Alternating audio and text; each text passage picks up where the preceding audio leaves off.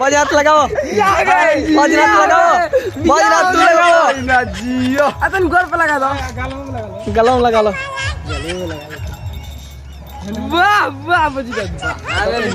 ठीक लगा था कानों में ये रे हां तीन गो टीका तीन गो रही तो ठीक रही जियो जियो का लागो तो वाह भवानी चलिए देखते देखते बजरत ने नाक पर भी सिंदूर कर लिया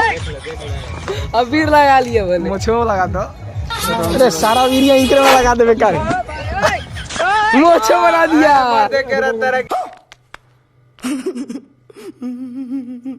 वाह दाढ़ियो वाह वाह अरे ओवरलोड रहना है दाढ़िया ना है अरे भैया हिया हेंगा ना ए एगो हेंगा रावण रावण अरे वाह क्या सीन है वाह क्या सीन है वाह दुगो दुगो दुगो रावण है हो गेल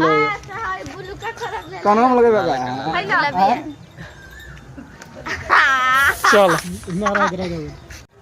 तो बजनाथ के ई जौन अपन बनैले बड़न अच्छा लागत होई तो वीडियो लाइक करिए लोगिन और शेयर करिए का बजे अच्छा सही बानू अभी पार्टी फुल दिया मुंह में डाल नशा उतरी तो बाद में बात कही जाई ठीक बा भाई चलो अभी लोग नहीं खे ठीक बा ठीक बा नू